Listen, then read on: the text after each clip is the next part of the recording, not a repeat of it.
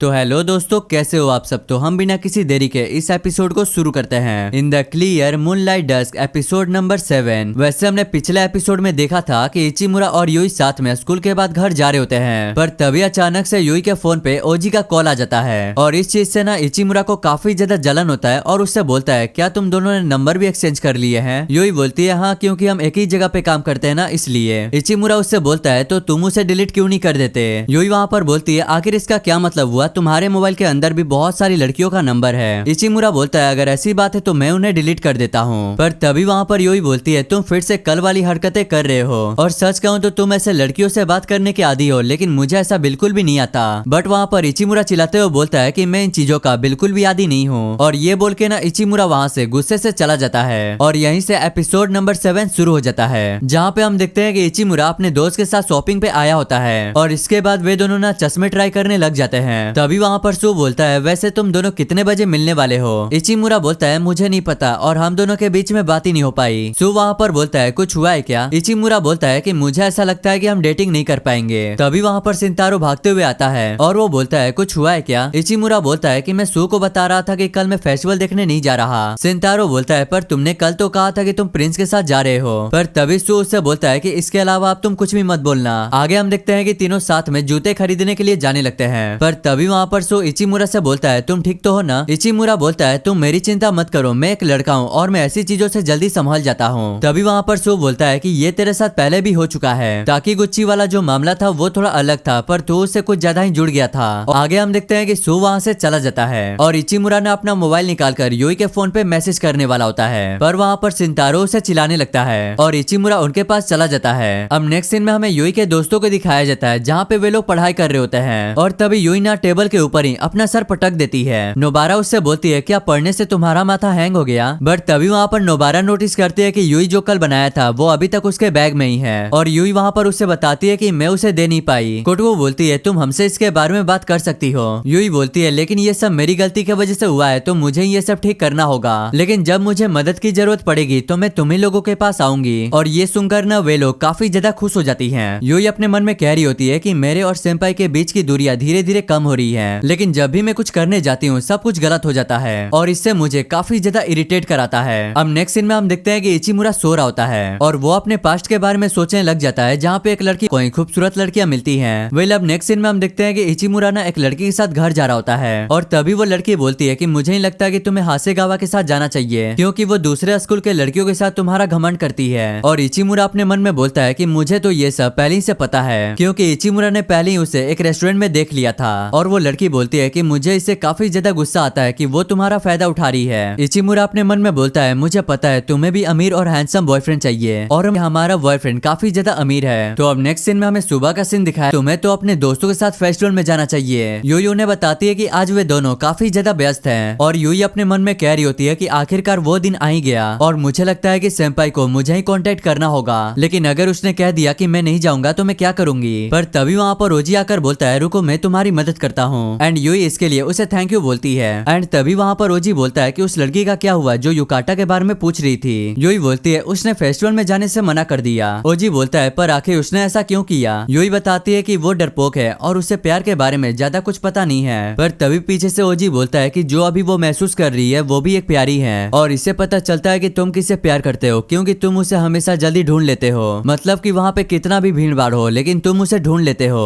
और अगर तुमने एक बार उसे देख लिया तो नजर हट ही नहीं पाता। और ये सुनकर ना यूई काफी ज्यादा हैरान हो जाती है और यूई ने उसे थैंक यू भी बोलती है। आगे वो डैड से आकर बोलती है कि मुझे अब जाना होगा, और ये सुनकर डैड भी हैरान हो जाते हैं। अब आगे हम देखते हैं कि यूई ना रास्ते में भागते हुए जा रही होती है और तभी वहाँ पर यूई ना अपने दोस्तों के पास कॉल लगाती है और बोलती है क्या तुम दोनों के पास युकाटा है। बट वहाँ पर दोनों मना कर देती हैं कि मेरे पास युकाटा नहीं है। तो अब नेक्स्ट सीन में हम देखते हैं कि फाइनली यूई उस दुकान पे पहुंच जाती है और वहाँ पर ना खुद से कह रही होती है कि मुझे पता है तुम ये कर लोगी। इधर हम देखते हैं कि इचिमुरा अकेले मेले में गा लेती है और तभी इचिमुरा ना उसे गले से लगा लेता है। यूई बोलती है कि मुझे लगता है कि हमें भी फेस्टिवल में चलना चाहिए। बट हम देखते हैं कि इचिमुरा ना वहाँ पर उसे किस करने वाला होता है, बट यूई वहाँ पर उसे रोक देती है। यूई वहाँ पर बोलती है कि इसके लिए मेरा दिल अभी तैयार नहीं है। इचिमुरा बोलता है अच्छा ठीक है तो मैं इसके लिए इंतजार कर लूंगा। आगे इचिमुरा बोलता है तो क्यों ना अभी हम फेस्टिवल में चलते हैं। और हम देखते हैं कि वहाँ पर ना इचिमुरा उसका हाथ काफी जोरों से पकड़ रखा होता है। पर तभी वहाँ पर इचिमुरा बोलता है कि मैं एक बात बताना, तो मुझे लगता है कि मैं एक लड़की बन करके रह सकती हूँ। और इसी के साथ यहीं पे ये वाला एपिसोड एंड हो जाता है।